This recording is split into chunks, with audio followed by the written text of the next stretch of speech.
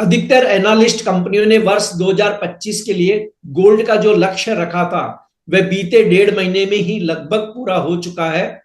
ऐसे में अब नए टारगेट सामने आए हैं जो गोल्ड को इंटरनेशनल मार्केट में $3,200 छूने के बताए जा रहे हैं। भारतीय बाजार में गोल्ड किस लेवल को छूने की संभावना रखता है, जबकि फिजिकल गोल्ड ने बीते 10 साल की अवधि में 232% का रिटर्न दिया है। गोल्ड के भावी प्राइस पर बात करेंगे कमोडिटी समाचार सिक्योरिटीज के को फाउंडर और रिसर्च हेड अंकित कपूर से। मेरा नाम है कमल शर्मा। अंकित जी, आपका स्वागत है मोलतोल इंडिया में। जी नमस्कार सर। जी नमस्ते। अंकित जी, एफओएमसी के मिनट से बाजार क्या उम्मीद रखे, जबकि फेड चेयरमैन लगभग यह साफ कर चुके हैं कि अभी तत्काल ब्याज दर में कटौती की संभावना नहीं है। देखिए, सबसे पहले तो बात यही है कि उन्होंने क्लियर कर दिया है और अभी तक जो इन्फ्लेशन वाली चीज है वो भी 3% के ऊपर जा चुकी है। तो अगर देखा जाए तो हमें इंडियन मार्केट में 86,360 का हाई लगाने के बाद में अभी समवेयर अराउंड 85,500 के आसपास चल रहा है। थोड़ी सी गिरावट देखने को मिली थी, लेकिन ऊपरी लेवल पे जिस तरह सस्टेन कर रहा है, मुझे लगता है आने वाले टाइम में ये चीजें और ज्यादा तेज देखने को मिलेगी। गोल्ड के अंदर अभी मंदी का कोई रुझान नहीं बन रहा है।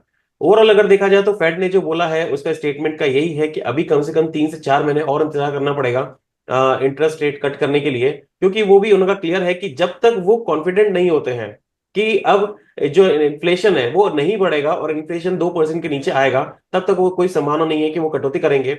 लेकिन हाँ, ग्लोबल मार्केट में जिस तरह से न्यूज बन रही है कि डोनाल्ड ट्रंप और जो फेड पॉवल है, फेड चेयरमैन मिस्टर पॉवल है, उनके बीच में कहीं ना कहीं तनातनी का माहौल दिख रहा है। तो वो एक जो कंडीशन लग रही है उसके कारण भी कहीं ना कहीं हमको गोल्ड एंड सिल्वर प्राइसेस के अंदर थोड़ा सा स्ट्रेंथ देखने को मिल रही है।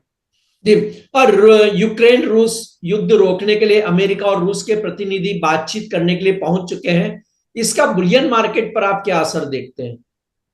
देखिए, सऊदी में पहुंचे हैं, सारी की सारी चीजें बिल्कुल सही है कि वहां पे शांति वार्ता के लिए बातें चल रही हैं, लेकिन कहीं ना कहीं देखा जाए तो जो यूक्रेन के प्रेसिडेंट हैं जेलेंस्की, उन्होंने भी वापस एक बार करा है, वापस एक स्टेटमेंट दिया है कि ये गलत है और यहाँ पे इस तरह की मीटिंग्स नहीं होनी चाहिए, हमसे भी बात करनी चाहिए।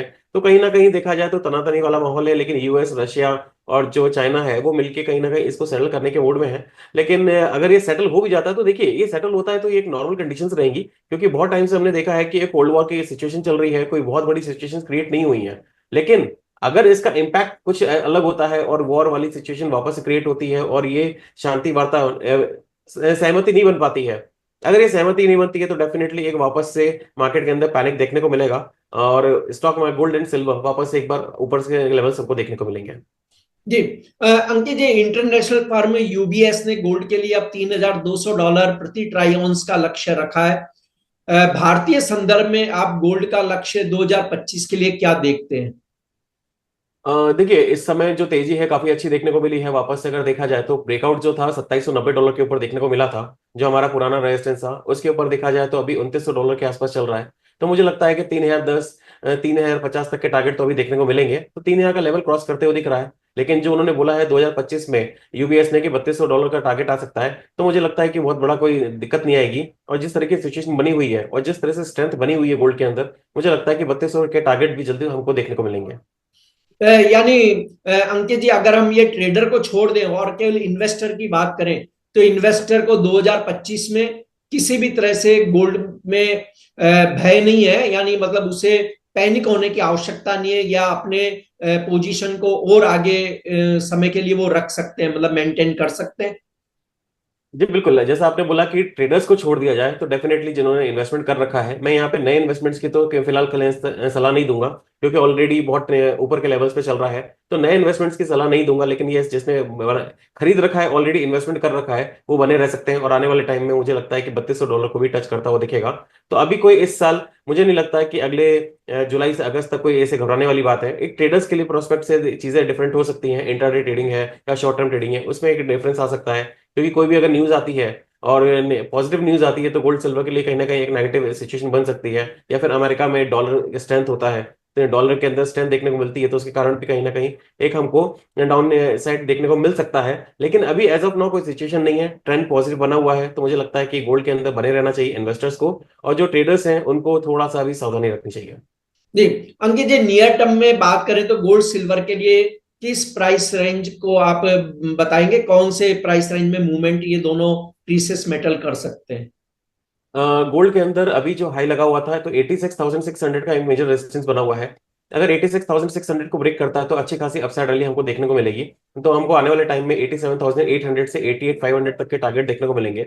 सपोर्ट इस समय 84,400 का है। 84,400 टूटता है तो एक वापस से करेक्शन थोड़ा सा देखने को मिलेगा, लेकिन 82,000 के आसपास मुझे लगता है कि एक बार वापस से बहुत अच्छी बाइंग अपॉर्चुनिटी क्रिएट होगी गोल्ड के अंदर। वही अगर सिल्वर के अंदर बात करते हैं तो सिल्वर एक काफी वोलेटाइल कमोडिटी है। अभी हमने देखा था फ्राइडे को 98,000 से 95,000 तक आ गई थी। तो करीब 2,500 पॉइंट की जो तेजी दी थी उसने वही की वही वापस से मंदी दे दी थी तो एक दिन में। तो सिल्वर इस समय काफी वोलेटाइल है just because of base metals भी इस समय मूवमेंट ज्यादा नहीं कर रहे हैं। तो लेकिन सिल्वर के अंदर ट्रेंड पॉजिटिव बना हुआ है। मुझे लगता है कोई भी अपॉर्चुनिटी मिलती है 94,700 के आसपास तो बाइंग करना चाहिए। 93,000 के नीचे का स्टॉप लॉस पोजिशन बेसिस पे रहेगा। आने से वाले समय में मुझे लगता है वापस से 98,000 99,000 तक के टारगेट देखने को मिलेंगे। जी, आपका कोई डिस्क्लेमर अंकित जी? मार्केट में मेरी कोई भी पोजीशन नहीं है और जो भी मैंने आपको रिकमेंडेशंस दी हैं सारी की सारी एजुकेशन पर्पज से है।